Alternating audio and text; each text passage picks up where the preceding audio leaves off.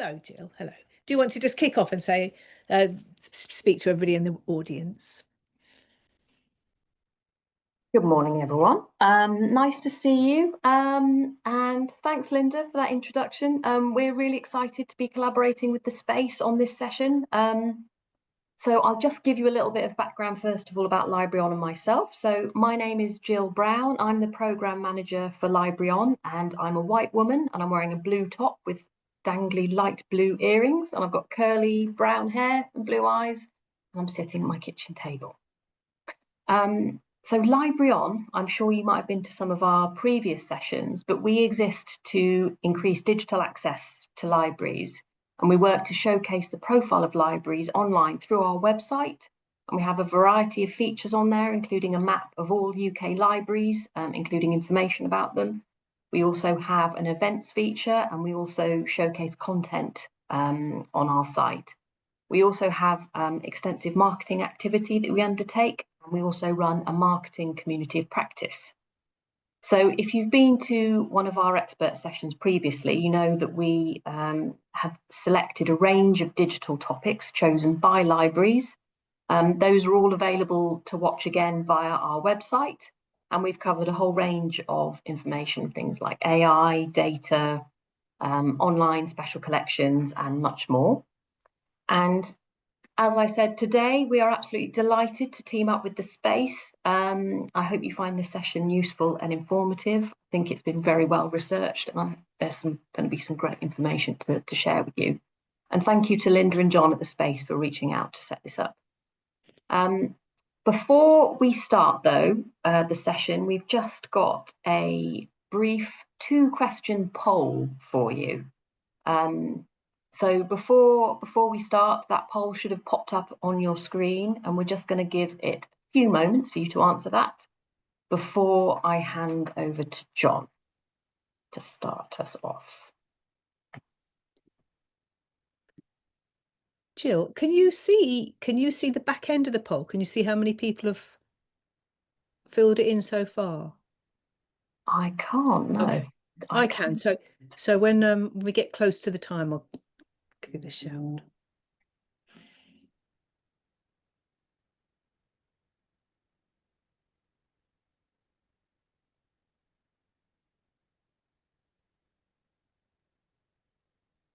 Just a few more people. Yeah, it's stopped moving now, Jill. So. Okay, well, handing over to John then. Thank you very much.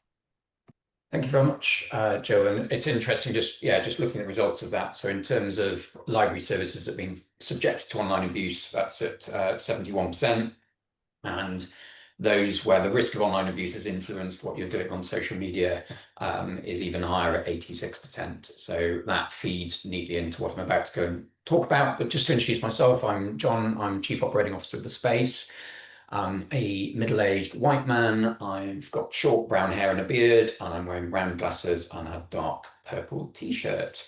And Rowan and I have been working together on this topic for quite a number of years now, since 2019, working with a range of organisations, offering free webinars like this, and also kind of tailored consultancy to help people deal with what is sadly a growing tide of online abuse. Way back in 2019, we ran a survey that informed our initial work that just showed very high levels of problems and very low levels of confidence in how to deal with it, which is what prompted us to start to create sort of frameworks and toolkits and resources, many of which are on our website. But we realized that some of those insights were probably a bit out of date. The world might have moved on. So in the last couple of months, we've run a small online survey, just advertising out through our networks, just to get a little bit more insight into what the current patterns are. And I'm just going to share the results of those with you now, which I've just been crunching literally in the last day or so. So it's a relatively small group that we're talking about here, so just bear that in mind when I'm showing you these percentages, but quite a diverse group of people, so spread across England and Scotland with a smattering of international voices in there.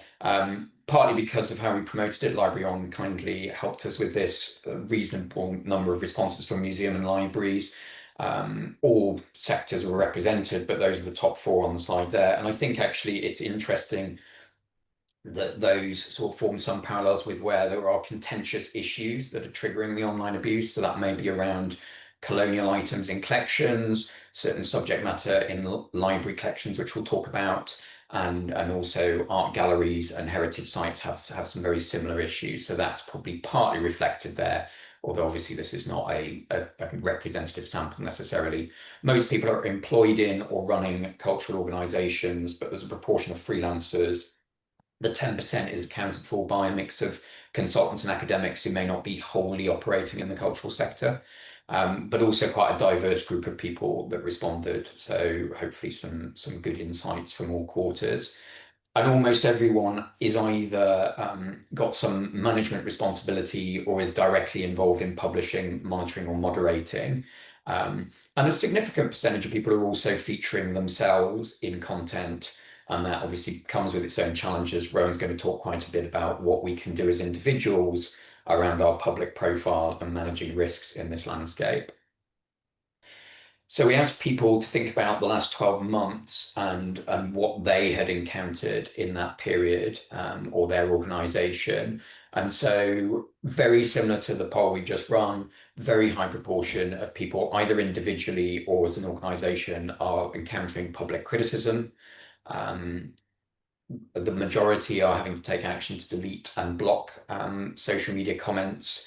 There's a general sense that the environment is getting increasingly hostile. We know from some of the organisations we work with who have international audiences that post-Trump being elected, that negativity has risen in certain quarters. So yeah, it's a generally deteriorating picture, unfortunately. And in the more extreme end, where it's a sort of cancel culture feeling, that does seem to be going on a bit. And for around a third of people, it's having a negative impact on their well-being. And just clarify, the first column of data is all responses to the survey. On the right-hand side, I've pulled out the specific responses from libraries. Again, a very small number of people responding to these questions, so we shouldn't read too much into the specific numbers, but it helps give a sense of the general patterns. Just click on. So we then asked what steps have been taken, again, in the last 12 months to reduce risks. So a lot of people are responding to that increased negativity by, in effect, sort of self-censoring and thinking about what topics to avoid in order to reduce controversy. Some people are moving away from platforms altogether. X, unsurprisingly, cropped up a lot in that, or either avoiding them or specifically closing down accounts. And then there's an element of strengthening social media policies and processes or introducing new ones where they didn't previously exist. And in a minority cases, also bringing in training and support. And I've just highlighted on the right-hand side where it felt there was a little bit of a difference with libraries.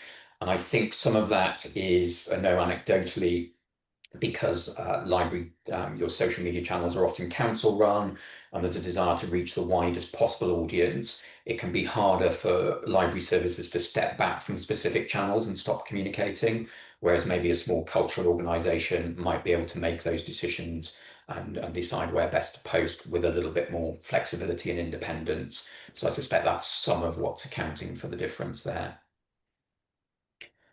And then we asked more about the structural side of what people have to protect against online abuse. So a lot of people, the vast majority, do have staff policy around social media use.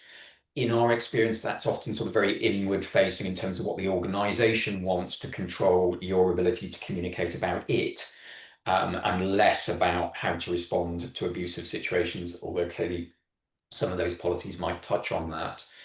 I guess I would say it's slightly alarming that only just over half of those responding said there was a clear process for dealing with extreme or illegal online content. And we will talk about where sort of abuse becomes illegal and what the reporting lines are for that to the police and others in what we'll talk about in a bit. Some support for staff with wellbeing issues, but we know that's quite a prevalent thing. So it would be great to see more of that going on. Again, some training, but relatively low level. just pulling out where there's a bit of difference with libraries, again, sort of out of hours stuff, and having a public statement about how you deal with online abuse. Again, maybe because of council structures, there might be some differences there. And yeah, there is some documentation process for some organisations, but considering the level of challenge that organisations are facing, it would be great if some of those processes and systems were more robust. All that said, though, broadly people are confident that their organisation can deal with things. So slightly over half agreeing that they are confident, a big chunk that are neutral, very few that are negative and unsure. But I would note that a smaller number of people responded to that question. And then we just turned the lens a little bit on what people were feeling on an individual basis and what strategies people were undertaking. So the majority doing something to reduce time on social media. Again, a bit like organizations, being very careful about what you post about. Less than half, but still a substantial amount, are taking active steps to protect privacy and safety. And we'll go through that in a lot more detail, what you can do there. And then a certain amount of being selective about what platforms people are posting on, and quite a few people who are closing down social media accounts because of the level of abuse. In the other category, on some of these questions, a lot of people are talking about just keeping a very clear separation between their personal and professional lives. So there's a lot of that going on that these questions didn't necessarily pick up. And then in terms of confidence, again, quite a similar pattern in that despite maybe limited measures to protect, people are broadly feeling okay about this. Very few actively disagreeing, but a lot sort of sitting in that middle ground of not being sure. And finally, we just asked an open sort of narrative question about what would help people move forward in this with more confidence in what they're doing. So these were the key points that came out of those narrative questions. So training, having more policy clarity and practical guides in the organisation, certainly that theme of well-being and sort of mental health support. Shared sector guidance and advocacy, which of course is some of what this session is about. And in an ideal world, people want the platforms to be more accountable, but we know that may not be a very realistic thing. So those are the headlines and brief from that survey. And what I'm now going to do is pass to Rowan, who's going to talk you through a little bit more detail of the sort of environment we find ourselves in, and then what you as an individual can do to protect yourself. So over to you, Rowan. Thanks very much. Thanks, John. Hi, everyone. It's great to be with you today. I'm Rowan Kerek Robertson, and my visual description is that I'm a middle-aged lady with longish gingerish hair. I'm wearing a bright orange top, and today I'm also sporting a horrible sore on my lip, which, for your information, is impetigo. You won't have to look at it for very long, though, because I've got lots of slides to share with you in a moment. I'm a social media consultant and producer, former head of social media for BBC Television. As John said, I've worked with John in the space to help strengthen kind of cultural organisations' support for their different teams dealing with online abuse quite a bit over the last few years. Today, I'm going to talk about how you can protect yourself from online harms and how you can avoid, or how you can plan to avoid, kind of the worst of online abuse coming into your life. We know that abuse towards library staff is increasing in the real physical world. And even though it's not well documented what's happening online in this area, we do know examples of where library staff have suffered online abuse. So even though you may not be publicly representing your library online, we really want to equip you with some of the thoughts and the know-how that I'm going to talk about today to protect yourselves in case any of that real world abuse ever does kind of come online, as these things often can. I want to start by saying that we know that everyone on this webinar today and out there in the world has got a different experience of online abuse. For some people, it isn't really a considerable issue, But for other people, it's really horrible. It's really intrusive. It comes right into their life and has a real impact, really negative impact on their day-to-day lives. It can cause huge amounts of stress and upset and worry. If any of you have had these experiences, then I'm really sorry that that's the case. And I really hope some of the things that we're going to talk about today are able to kind of help you deal with it. If you're in the former camp, then I encourage you to consider the actions that I'm going to recommend today, so that if you do ever find yourself suffering from online abuse, it doesn't just come kind of straight into your life. I'm going to dive into my slides. Bear with me. Here we go.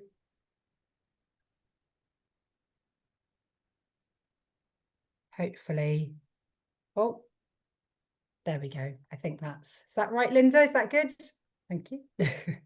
There we go. I'm just going to move this little box. There we go. I think you get a sort of shady blur, don't you, or something. So when you're publicly associated with an organisation that posts on social media platforms, libraries in this instance, and that people have opinions about, libraries and councils in this instance, and which people might target abuse at, you're more likely to find yourself in the spotlight of attention. And when that happens on social media, you might receive positive comments. You know, there's loads of lovely people out there in the world, loads of lovely supportive people, but you may also be challenged. And when we're challenged in a civil way, that's usually okay, but not everyone responds as we'd like in the virtual world. You might be at the receiving end of upsetting, offensive, or prejudiced comments. You might feel objectified. We know that people in the spotlight do sometimes receive threats via social media, sometimes via their own social media accounts, and that is definitely not okay. What is not acceptable in our physical lives shouldn't be acceptable online either. Sadly, we can't stop people behaving badly online. We aren't in a position to prevent racism, misogyny, other types of prejudice and hate speech, but that doesn't mean that we're powerless. So what I'm going to talk about today is what we can actually do about it. What really practical steps can we take? So as I said, I'm really keen to help people prevent this stuff happening, and if it does, to stop it tipping into something that really impacts people's lives. All sorts of people receive online abuse. Sadly, we know that people from certain groups are often more targeted. The headlines on screen are from the last few weeks, some of the last 3 years, some of them from the last few weeks. And they give us a clue, if we needed it, as to which groups are most targeted. So no surprises that it's people from underrepresented groups, women, Black people, people from ethnic minorities, people who are LGBTQ+, disabled people, also children and teens are targeted too. Also public figures, including those in sports, journalism, teaching, business, politics, the list goes on and increases, as well as organisations who express allyship with those underrepresented groups. And it's often people at the intersections, of course, people from underrepresented groups who are also public figures in some other ways who are being most targeted. And what do we know about online abuse and libraries? Well, we can see clearly how the wind is blowing, so to speak, in regard to abuse towards library and council staff, and have some examples of where it's tipping over into online abuse. As I started by saying, we know that abuse of library staff is, you know, in real life is increasing. I'm sure you don't need me to go into details about that. I'm sure you guys are much more expert in that space than I am. But we can see that some councils have been trying to support staff around increased online abuse, like this example on the screen here from Cheshire West and Chester. We know of an instance in Ireland of library staff in County Louth who faced online abuse over LGBTQ+ plus books. That was actually part of a bigger campaign against LGBTQ plus reading materials being made available and drag story time events. I know somebody in the comments has mentioned that they've suffered abuse from a similar event. This campaign included quite a lot of in-person abuse in libraries across Dublin, sadly, and other areas in Ireland, as well as anti-LGBTQ plus campaigners filming people attending drag story times. But it's often the way that things that happen in real life can tip over into the digital world. We know that some libraries in the UK have experienced backlashes from celebration or advocacy months. You know, LGBTQ plus History Month, for example, has been mentioned to us. And we've been told about another instance of filming in a library in England too, where they experienced a social media auditor who came in filming and asked for a contentious book and then put the film up on YouTube. So the member of staff in question said that they didn't want to be filmed, but the auditor carried on regardless, although they didn't actually include that person in the YouTube version that they put up. If you haven't heard of social media auditors, you may know what they are without knowing that's what people have started calling them. They're people who go to specific places which are usually run by institutions of one kind or another, and their aim is to kind of film staff and property and then to publish the videos online on social media. I suppose it's a way of asserting their rights and questioning the power of institutions, but sadly it seems that they're often targeting people who are on the kind of front line of dealing with the public rather than actually people who are making top level decisions. Anyway, social media auditors often take advantage of staff concerns around premises, filming people on their premises, and they often attempt to kind of provoke staff and security, which kind of creates some drama in their films. At times, they're they assert that staff are overstepping legal boundaries. And very often, the experience I know that John and I have had with one organisation we work is that individuals doing this can be incredibly well versed in their own rights and frequently cite kind of legislation when challenged, and they're kind of trying to catch staff out who don't really know the rules because their job is something else. So all in, we can see that it's a really good time to empower people like yourselves by sharing privacy and online protection information like this with you. So let's have a look. I'm going to get started with kind of my information section by inviting you to think about your online security and where there may be possible chinks in your online armor, so to speak. Specifically, your online privacy, your levels of protection, and an understanding that you can plan to avoid emergencies from happening or reduce their impact considerably if they do.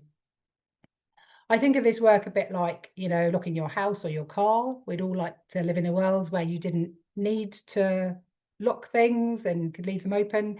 But we all tend to kind of balance the risk of something horrible happening, someone coming in and taking your stuff or doing damage, with the relatively small effort it takes to kind of lock the door. So if you can, the best idea is to do this thinking and this work, potentially locking down your social media accounts a bit, as I'm going to outline, before anything negative happens, so in a kind of quiet time. Legally speaking, in the UK, things which are illegal in real life are illegal online. UK law does protect us against online abuse, but of course, it's like physical life. The law doesn't prevent crimes from happening. It acts as a deterrent and offers victims the possibility of kind of recourse. Under UK law, it's an offence for a person to use threatening, abusive or insulting words or behaviour that causes or is likely to cause another person harassment, alarm or distress. That law has been revised over the years to include language which is deemed to incite racial and religious hatreds, as well as hatred on the grounds of sexual orientation. It's also illegal to send online messages which are considered grossly offensive, indecent, obscene or menacing in character. So actually quite a lot of online abuse, I would say, is technically illegal. The latest addition in this area, the Online Safety Act of 2023, sort of not only strives to offer greater protection to children, which is a really big part of it online, it also provides these 3 new layers of protection for all internet users in the UK by hopefully making sure that illegal content, like what I've just outlined, is removed by the social media platforms. Making sure that the platforms keep up their end of the bargain by enforcing the promises that they make when we sign up to their terms and conditions when we start accounts, and making sure that users have the option to filter out content such as online abuse that they don't want to see. These new laws are kind of in the process of being enforced, so it is a bit of a kind of watch this space and see how impactful it is, especially given kind of Meta's recent rollback earlier this year on some of their moderation policies. I thought it would be useful to briefly articulate the main types of online abuse. Hopefully you're unfamiliar with most of the things on this somewhat dispiriting list. So hate speech and online abuse are the main ones which people experience, but it's also possible to experience online stalking, doxing, which is where your personal details like your home address or your phone number are shared without consent. Trolling, you know, which is designed to antagonize people online by deliberately posting inflammatory, irrelevant or offensive comments.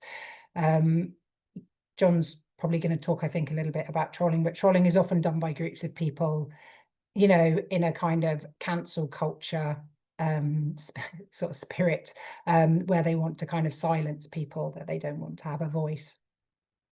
Virtual mobbing is when a group form a campaign against an individual or organization. And then there's also hacking, impersonation, and spamming.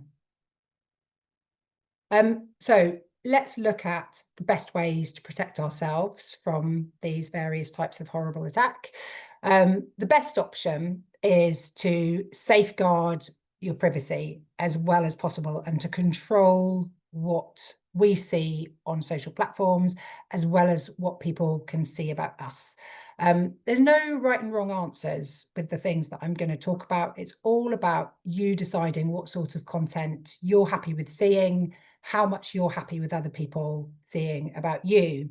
It's about making sure your social media profiles are set up to reflect your kind of comfort levels and not just the default ones that the platforms start the accounts with.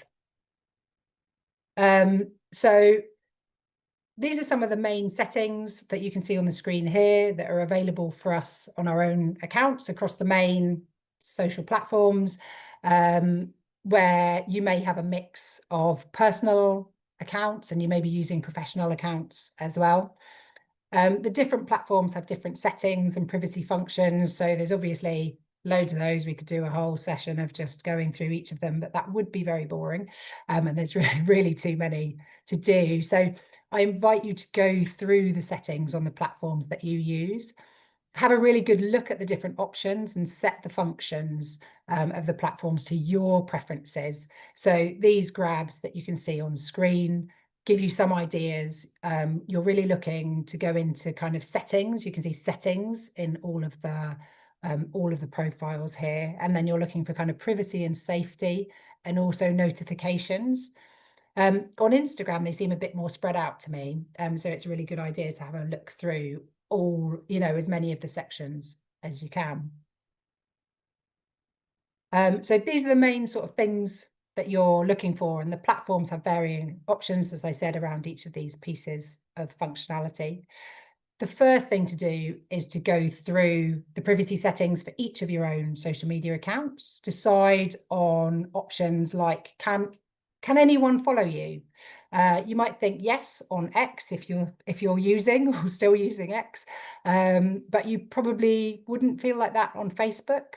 So having a good idea of what you use each of the platforms for, having that clearly articulated in your mind will help you to make those decisions.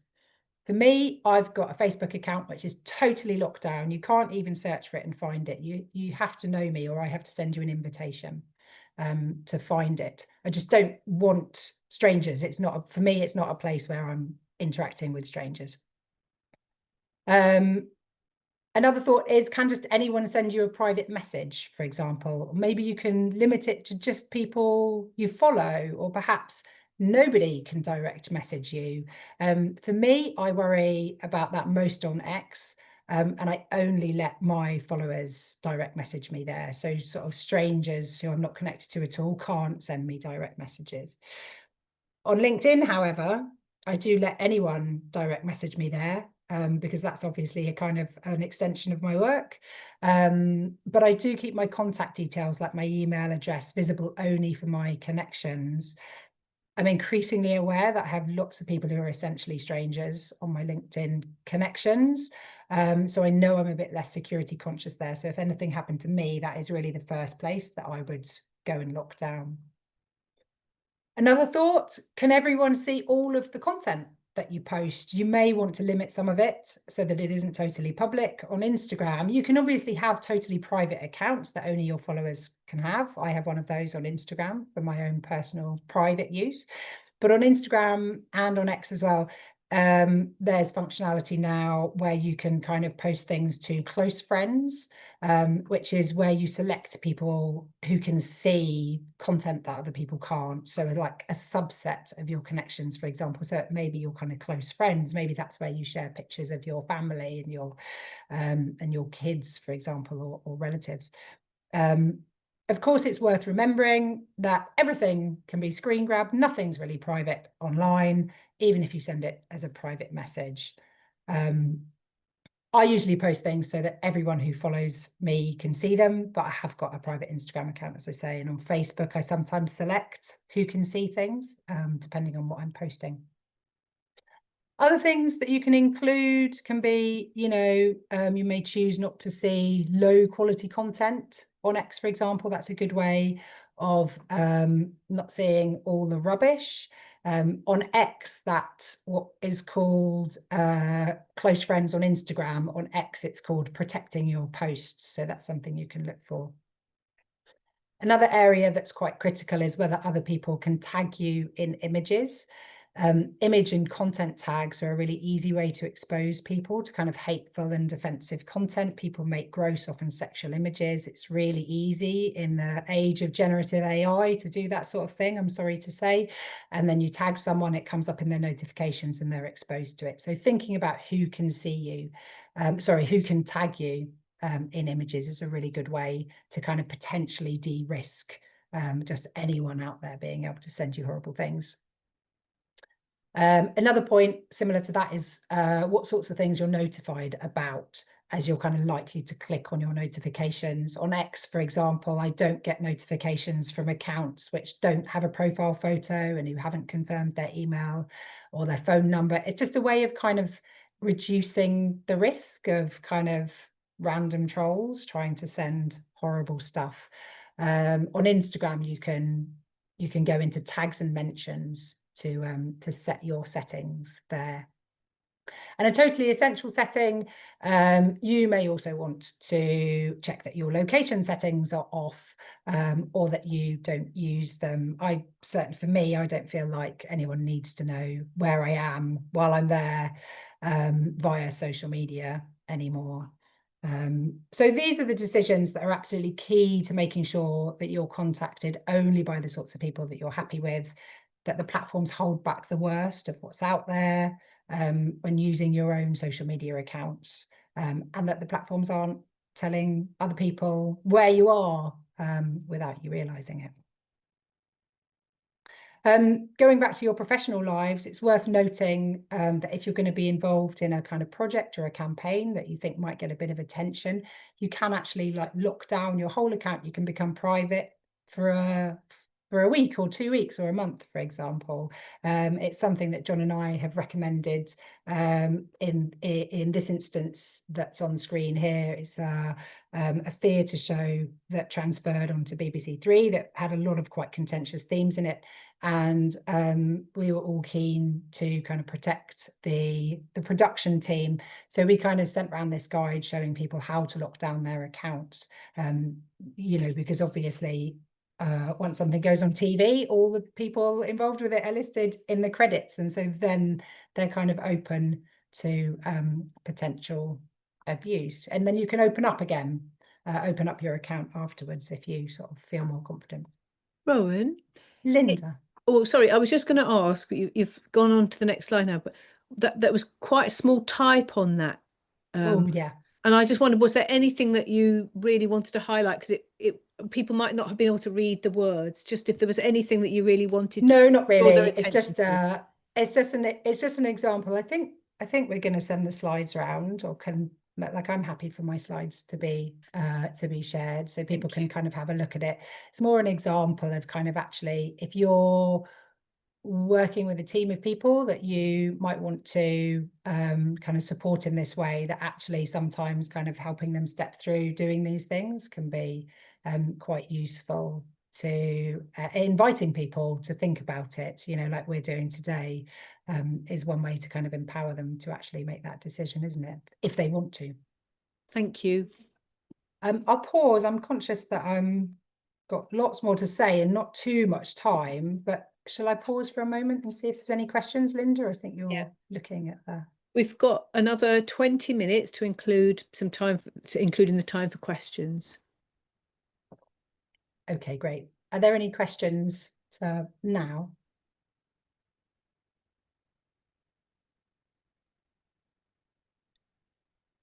I could have a look. Or shall I crack on? We haven't got any questions now. Okay, Just have great. a look. I think people are just absorbing. Yeah, there's a lot of it. It's an information wind tunnel. Yeah. If it's Okay, I'll crack on, and then people can obviously send questions, and hopefully we'll have time for questions at the end. Brilliant. Okay, so moving on to thinking about your personal details. So it's worth checking from time to time to see whether any of your personal details are publicly available online, even if it's not you who's shared them. I recommend doing a search using inverted commas around your key personal information, which will create a kind of exact search phrase. Look for information that you want to remain private, such as certain phone numbers of yours, your physical address, or maybe you've got an email address that you keep private. You'll usually get loads of results for the building that you live in, and that's often okay because they've got their own kind of long history. They've been sold and bought or rented over the years, and that's all kind of listed online, isn't it? But if your address is publicly linked to your name, for example, then you might want to try and get that changed. If you have a business registered to your home, you can re-register it to your accountant's premises, for example, but company's house and the electoral roll are kind of key ways that information can become public. As an example, I looked at ukphonebook.com and I put in my husband's full name, our address, and land, and it came up when I put in my husband's name and our address. It kind of came out with loads of information.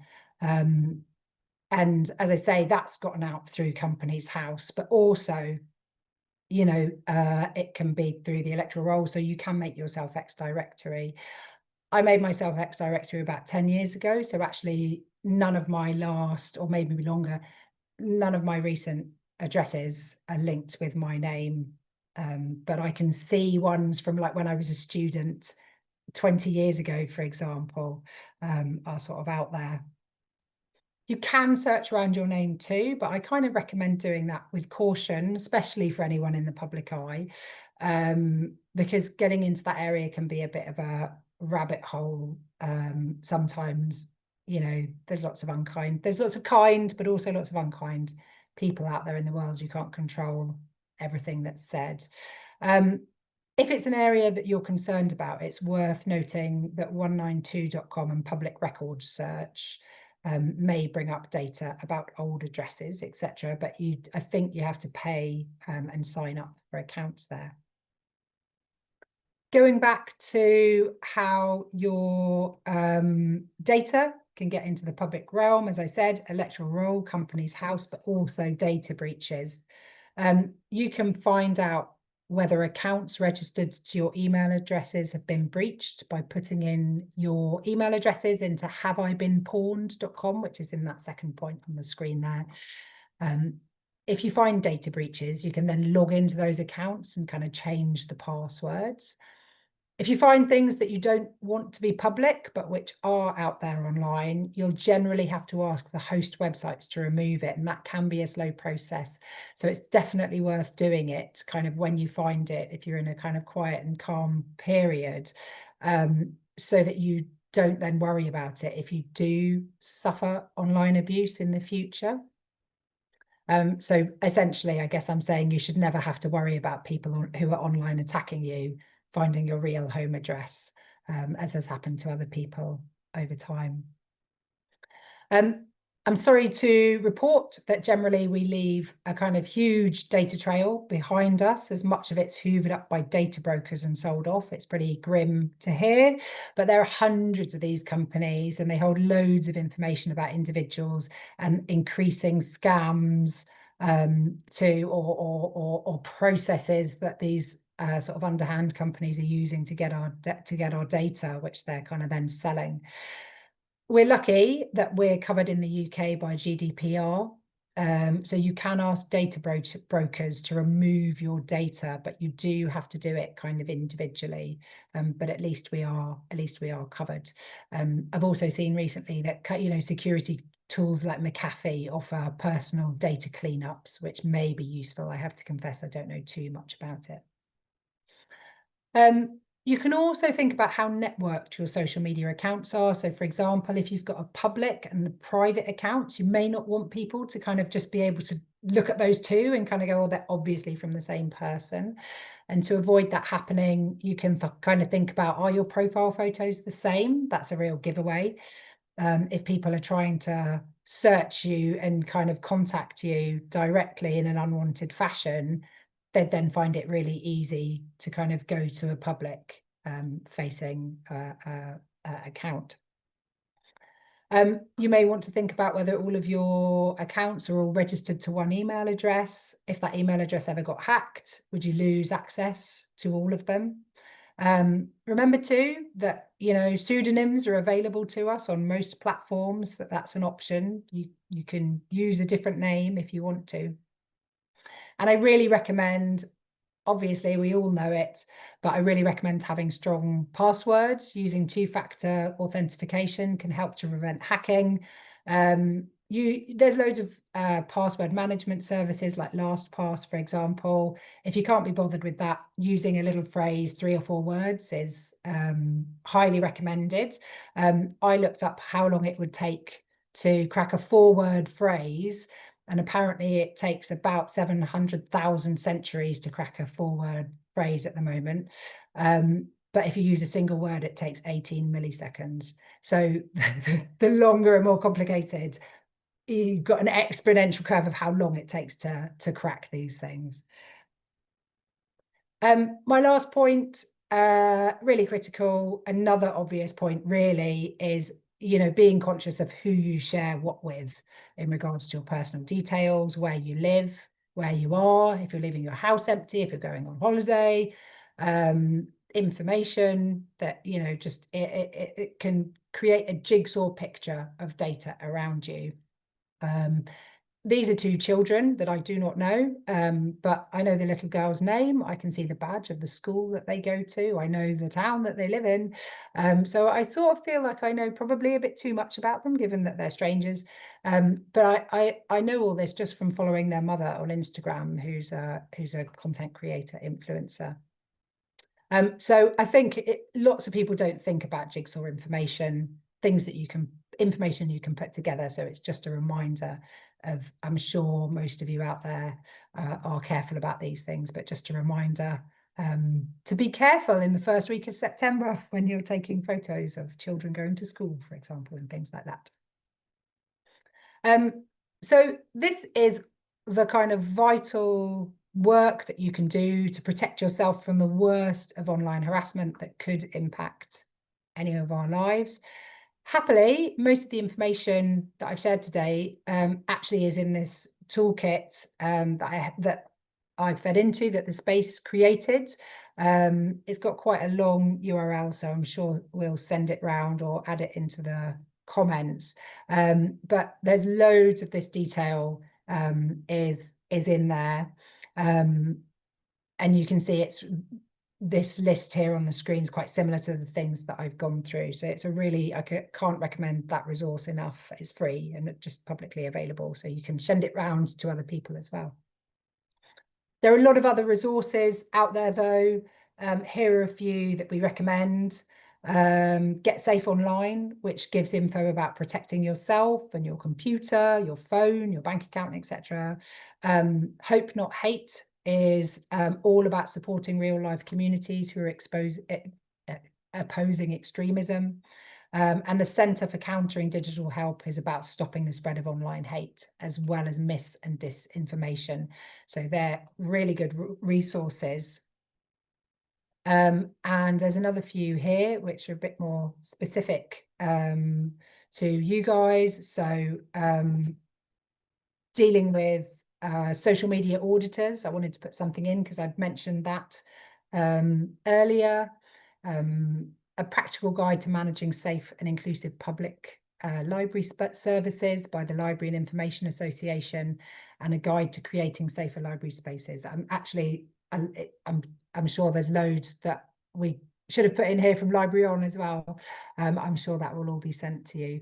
They're quite long links, so I'm sure that they'll be available through this. That is the end of my little section. Shall I pause for some questions before handing over to John? We'll take a break before we hand over to John. Oh, Rowan. of course, sorry. Let's just, thank you for that. So I'm just thinking about it, and so what you've really been covering is if somebody who's worked in a library service finds themselves kind of, it's about thinking about what effect might this have on my life, and how can I ensure that if there is something happens online in our library service, how do I make sure that it doesn't have ramifications on me? Yeah, exactly, because all of us have, or most of us have, social media activity where we kind of identified, aren't we? So I guess it's that sort of sense of there's more and more abuse being directed to people working in libraries. At some point it feels horribly inevitable that that some of that tips over more into online abuse, not just through the library's accounts, but because you can be identified as an individual in those spaces. But as I said, there's all those different things we can do to protect ourselves that are just so worth doing, and that everybody should be doing. Yeah, that's right. And so I think a lot of what you've talked about is at the kind of I want to call it the extreme end. Maybe it isn't, where it's really, really vile.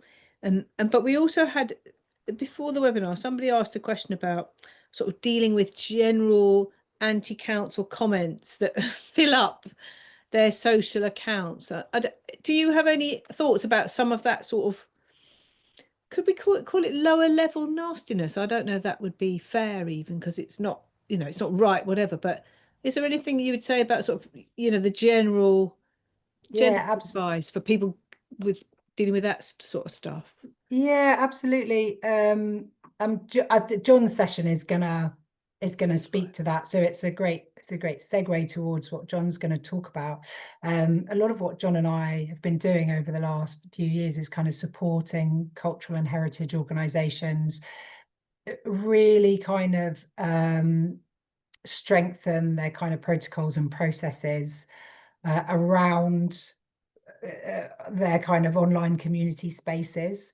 And we could see actually in the data that John went through earlier that it looked as though there was kind of room to do that, there was definitely not 100% of organisations who felt that their processes were kind of really supportive from that last survey. So yeah, I mean, the things that John and I have been doing are kind of looking at house rules, which are then made public into a kind of communication statement. What do we accept? What don't we accept? What's off topic, for example? So I sort of feel like talking about the council may be considered off topic in a library, on a library's account.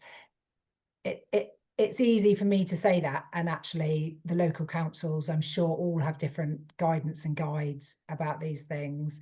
So that I don't know how realistic or possible that is, but basically being able to articulate what is and isn't acceptable in your spaces, having that somewhere public in a dream world so that you can refer to it, so it's transparent, and then moderating to that, to those rules, having a really robust moderation guideline set, sort of document, living document, because these spaces are evolving and language online is evolving, for people who are doing the moderation. You know, that then means that the moderators are not having to make subjective decisions, but they're making decisions according to the organisation that they're working for, which takes a lot of mental load and emotion out of it. Having a good idea of what you consider to be off topic is really, really useful, because a lot of the time these arguments that happen actually are off topic. And once you take off the first off topic comments, you then kind of go, oh, look, there's another 100 off topic comments here, which actually are kind of off topic as well.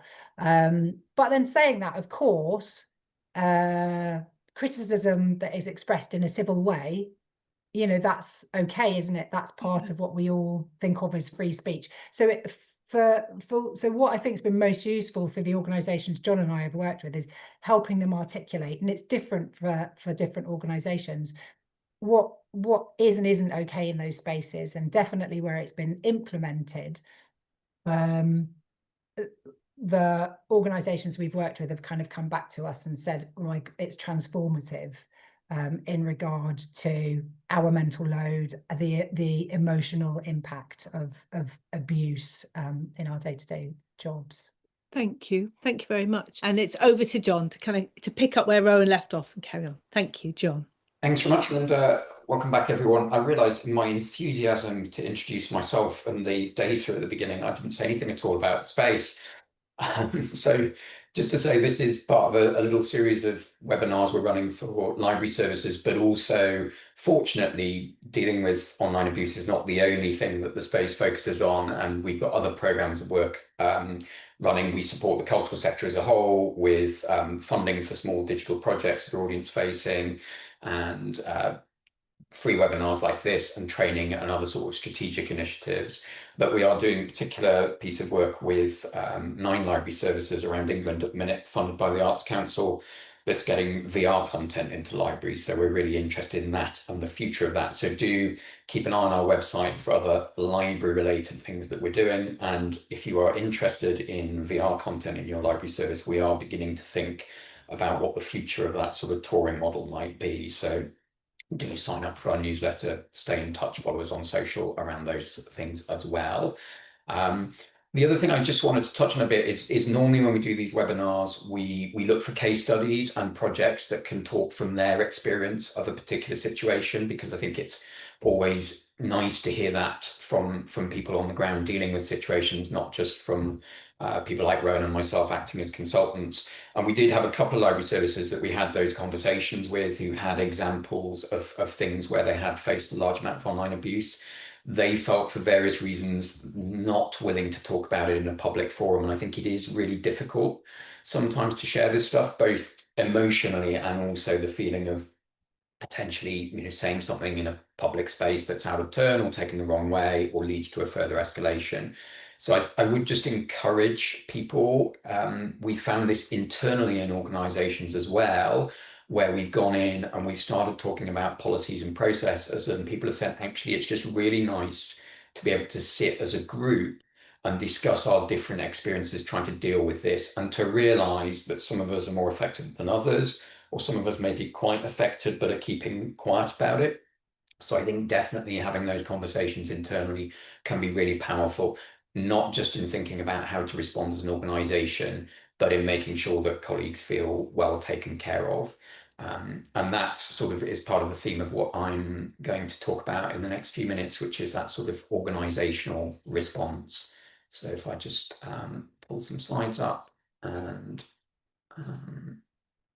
we can go from there. So yeah, for organizations looking at this, it's reflecting on how you want those online spaces to be for you in an ideal world. We've talked about the fact that abuse aside, there's probably often going to be that low level but quite high volume of complaints going on, but it's talking about the kind of dialogues that you would want to encourage with your audiences, and then thinking about how you put in place policies and processes to encourage that. And in the answer to the question earlier, just before the break, Rowan's picked up on some of this already. So the two things that we found really useful to have is an internal documented moderation policy that allows whoever is having to manage your social media channels to have a bit of process around that. Often those are quite experienced people, generally because it tends to require quite a lot of hours of coverage. That role is being passed from person to person. And we found, talking to individuals, that one of the things that makes it stressful is feeling that you're having to make a subjective decision on when to delete a post, or to delete a comment or moderate in some way. And so having a set of guidelines that makes that a bit more objective and systematic is really good. We'll look at some example guidelines in a moment, but the other thing we found is once you've got your guidelines, then take a sample of recently problematic posts that you're having to deal with, and as a group talk through what you would do and why, and you'll start to flesh out some of those grey areas where the rules aren't maybe quite clear, or people aren't so sure and need a little bit of support. And just going through that process as a group internally is really valuable in helping embed it and helping people feel more confident. And then either taking that policy, or more realistically, a sort of summary public facing version of it and having it somewhere online.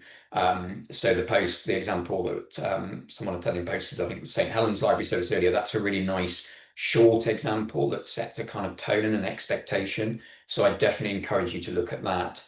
Here are a couple of internal house rules. Well, the one on the right is an internal one, that's then summarized in a more digestible way online. The one on the left is the Bush's Theatre's equivalent statement, and it goes into a little bit more detail. So again, it's about finding both an internal document that's sufficiently detailed to allow you to look at a post and decide which of these things is it contravening that causes us to be able to take some action, and then an external version that the public can easily digest that you can point to. And I would definitely agree with what Rowan was saying earlier, the idea of off topics on the right hand side, the third bullet point. That's a really powerful way of being able to say, actually, these comments may not be particularly hostile or abusive, but they're just getting in the way of the thing we're trying to talk about here in this particular post. And so that is a reason to moderate. And those comments may be positive as well as negative.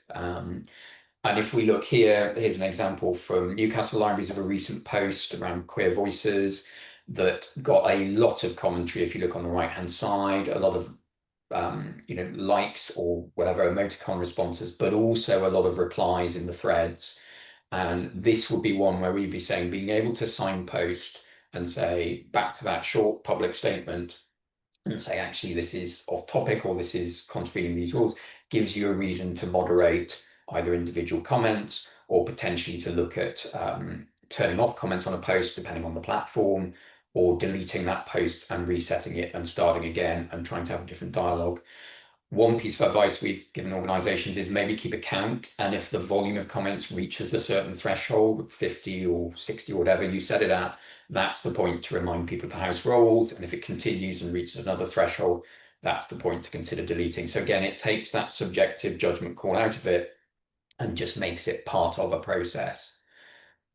And then if you're thinking about what to do more broadly than those policies and documents, again, we would really emphasize it's about that individual support, having those group conversations, checking in with people, Sometimes quite experienced senior staff can find themselves just worn out with the volume of challenging things they're having to deal with around this. And sometimes it might be relatively inexperienced junior people who happen to be managing the social media content on that day and feel that they're having to make quite weighty decisions and they don't know what to do. If we're thinking about a project, a physical project in a venue, we always think about the sort of risk assessment side of the physical venue.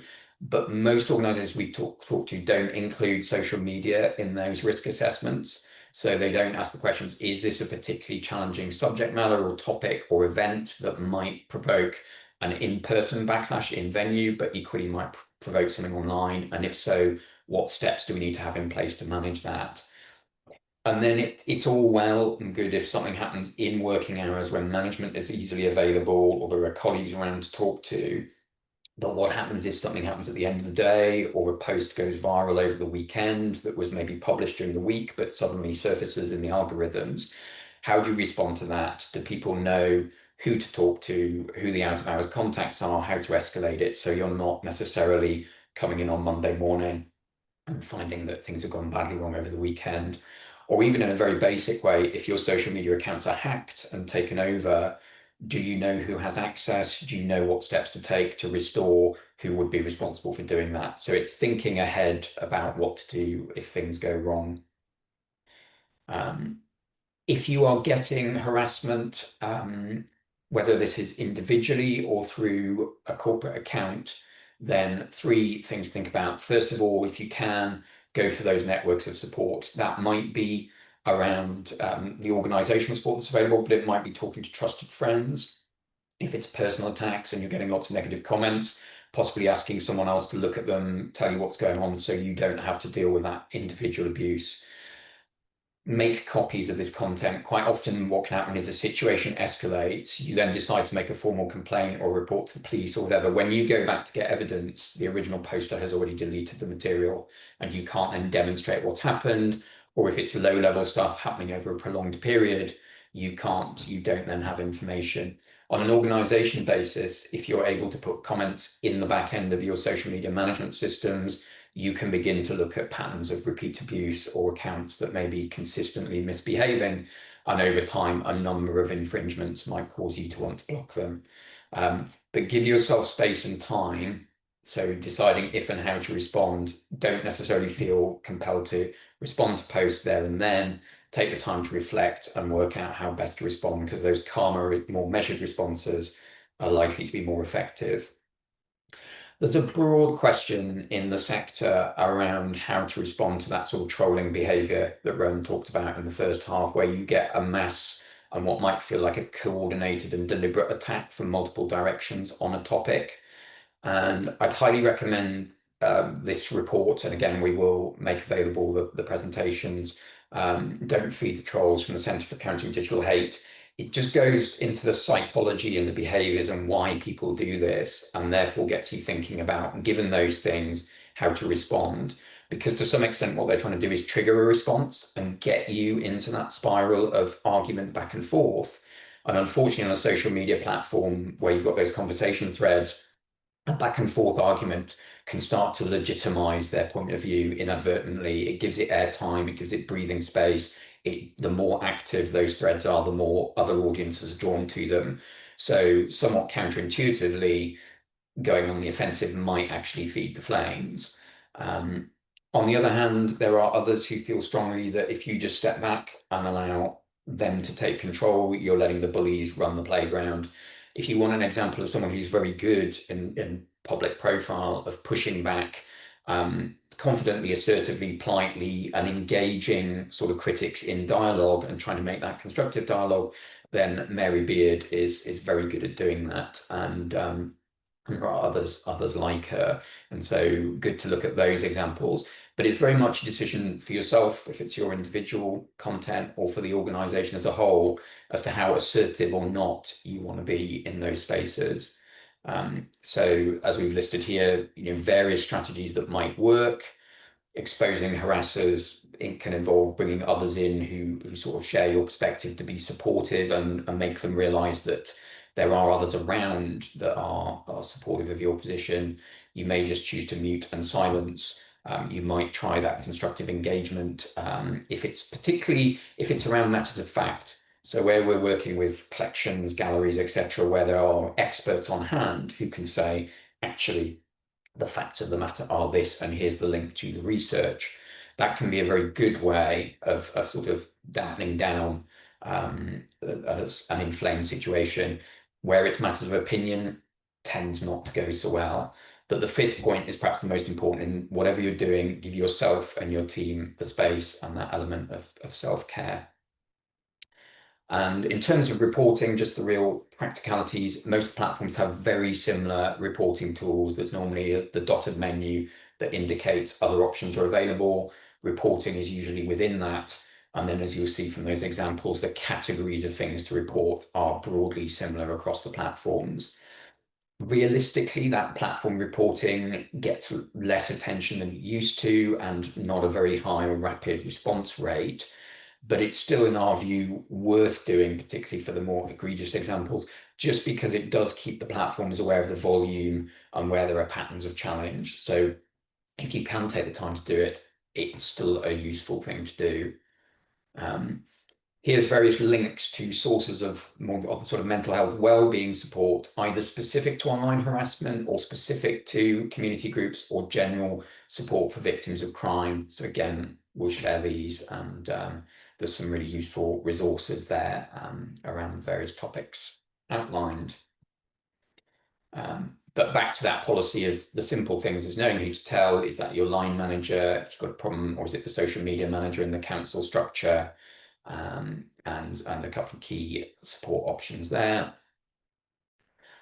And then finally, coming to when does this negativity and sometimes low-level stuff, at what point does it begin to become a criminal matter? And as Rowan said, the broad principle is analogous to what happens in the real world, that is a criminal behavior. I mean, online is the real world, but what happens in that online space is also criminal behavior. So in terms of this is taken directly from Police UK website, this information. So stalking and harassment is about that repeated behavior pattern and that recurrence. And the definition of harassment on the bottom half of the panel there is, as you would expect in terms of in-person antisocial behavior. But again, the comment at the end, if it's happening 2 times or more and it's causing you to feel distressed or threatened, then it fits within the definition of harassment. And getting into the online space specifically, then that's what online stalking and harassment looks like. And obviously, you'll see from those bullet points, some of those are behaviors we've talked about, but a lot of this is getting into the territory of coercion and control. So this may be happening not just in a public environment, but in a personal, private environment that you're suffering from this kind of harassment. So again, that is criminal behavior and should be reported to the police. And in terms of those reporting mechanisms, you can report online.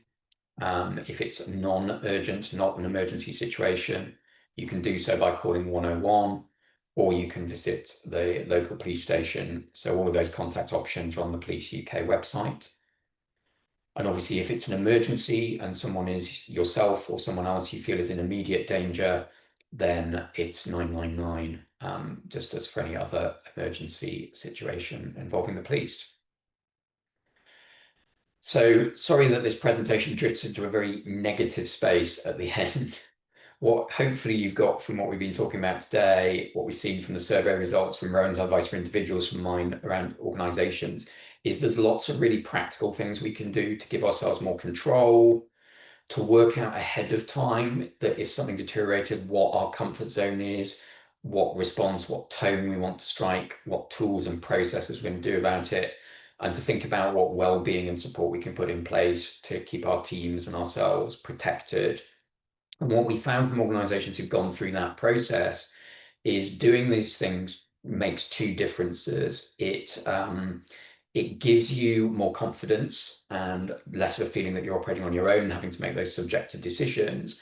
But also it does begin to change the tone of the conversations online in those chat threads, and that gives you more space to discuss with your public the kind of things you want to be discussing, and to be having those constructive, informative, helpful kind of dialogues rather than being swamped by the negativity. So it's simple, practical things we can do. It doesn't fix the problem completely, but it does help us all build some clearer and more positive spaces. So those are, yeah, the end of my slides. And it's a question of whether you've got any questions, and whether you do or not, I have a couple of questions for yourselves, which I'm just going to pop in the chat, which would be great to get people's feedback from. And so the first of those is, what practical steps, given what we talked about today, do you think you or your organization might take next to strengthen your approach to tackling online harm? So what are the things you're taking away from today that you think, well, actually, we could go and do that quite easily and that would improve things? And also, we've had a couple of posts about this already, but if your library service has already been doing things, what have you, or you personally have adopted things, what have you found that you'd like to recommend to this group? So if you've got any thoughts that you could pop into the chat in these last few minutes, that would be great. And I don't know if, while I've been talking, there's anything else that's cropped up, Linda. Not in terms of other questions. I guess people just sort of taking it all in and doing a bit of absorbing. I just wondered whether, have you, John, do you feel like you've had a chance to say everything that you wanted to say? In life in general, about this, probably for now, I'm conscious we've thrown a lot of information at people. Yeah. And it is also an evolving landscape. You know, the platforms change, the patterns change, the configurations in the menu settings and the options available do change. So it's definitely something to keep working on. I think the positives are there are more of these kind of activities, people talking about this stuff, sharing ideas that's going on. And I think that sense of feeling that you're not alone in having to deal with these problems is really helpful. So I take some comfort from that, and from thinking that these strategies where we've implemented them do actually work. So I put a link in the chat to that previous webinar we did with Historic Royal Palaces and National Trust, because I felt when those two organisations were speaking about the impact of having had sort of stepped back and thought about, right, what are we going to do? How are we going to plan for all of this? That's a really useful example of seeing what's worked for people. Yeah, I think what was fascinating with Historic Royal Palaces and with other sort of national collections we're working with is there were people there who are completely passionate about their subject matter, much as there'll be librarians in library services who have things that they'd love to talk about and share. And what we've noticed is where those posts are coming from expert views, and they're clearly personal and passionate and people stuff, then actually they do get less negativity. Compared to maybe some of the marketing posts that might be a bit more designed to draw attention to a thing in a more superficial way, for good reason, because that's what those posts are about trying to do, and reaching out to a much wider audience. That tends to be where those audiences who are not necessarily passionate about the library service and advocates and supporters, that's where they may come in and the tone may be different. So actually we're beginning to work with organizations to play around with how the kind of content you post about actually just encourages that more informed, positive sort of dialogue from supportive social media users. So that's definitely something that's been interesting to watch. Thank you. Rowan, have you got something to add? Because John might like to have a quick look through the comments. Well, I've just been reading everybody's comments and it's really great. So it's just, I mean, I guess a summary is that people who've left comments have kind of, there's lots of people saying policy, got a policy. Yeah, I can't recommend that enough. I mean, my background is as a BBC message board moderator, and just having a process, having it written down. As John rightly said, this work is often done by a group of people because you can't be there 24/7 yourself. I mean, the absolutely ideal scenario is that you get a moderation company to do it, but actually most organizations don't have the capacity to do that, so it falls into other roles, and very often they're roles for people whose job is something else, their expertise is something else. And it's challenging. It's challenging work. It's challenging being exposed to hate, even if it's just low-level grumbling. It's dispiriting. Nobody wants that in their work all the time. And so actually taking out as much of the emotion, as much of the sort of thought processes, really thinking about the kind of grey areas. So some of the things that John and I have done with, for example, HRP, who spoke in that other webinar that I see you've linked to, you know, we're really looking at kind of examples of words and terminology, you know, actually having a list of words like snowflake and gammon. They're very rarely used in a positive way anymore online. So actually just having that sense of, oh, actually, this one uses the word snowflake. There's 90% chance it's not about the weather. 99% chances, you know, and actually it isn't used in a positive way. It is an offensive term. So kind of really articulating to yourself, is gammon an offensive phrase? You know, it's used about sort of men who get very red in the face. You know, that's an offensive term. And just having that list where it's been kind of, everyone's agreed, and you can have a living document where you add terms and this sort of thing, where you have procedures for how people are banned.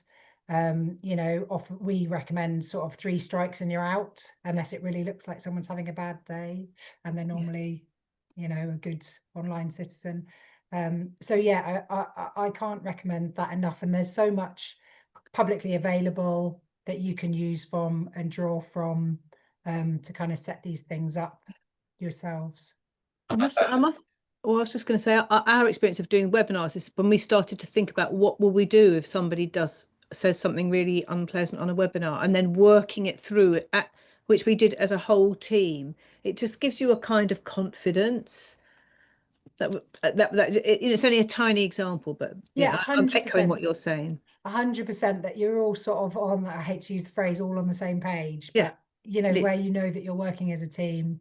And also recording these things. If you haven't got a management system, finding a way of recording them, because sometimes some people, like the social media auditors, for example, there are people out there who want to catch you out, who want to come back and kind of say, you've deleted my comment. Oh yeah, and then they cause you problems. Yeah. So having a kind of, trying to think about a paper trail of some kind, for example, and then that sort of thing can be useful as well. Okay. I'm conscious of the time. I'm going to put a link into our evaluation, which is a short. Oh, Misha's ahead of me. She's done it. Great. So please, if you can take a couple of minutes to fill in our evaluation, that's super, super helpful. And we've just got 2 minutes left. So I was just going to come to you, John, because I think you had just a couple of other practical tips to add to what Rowan was saying. So one is in terms of language, obviously sometimes the negativity is implied. Yes. So not just having a sort of black list of words, but looking and being able to moderate around implied meaning. There can be use of emojis that is designed to create negative meaning. So to allow that in what you're talking about. And the language evolves. So quite a few of our larger groups have processes by which they look at what online language is evolving, what new abusive terms are coming through to make people aware, because it can be hard. I mean, Gammon's a great example. I would not have known what that meant without it being flagged through these training sessions. And so I wouldn't have been able to moderate around that term. So making sure that information is shared. And then the other thing is just to think about whether the content you're posting is unduly likely to provoke.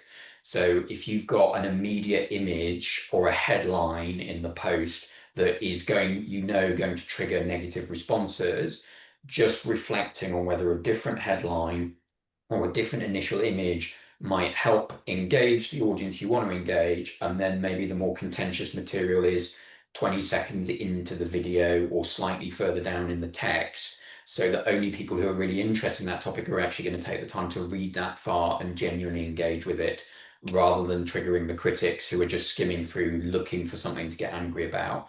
Now, obviously, in doing that, you're in the realm of sort of self-censorship. So again, it's thinking about what feels right for us as an organization. We don't want to hide the things we do want to be open and supportive of.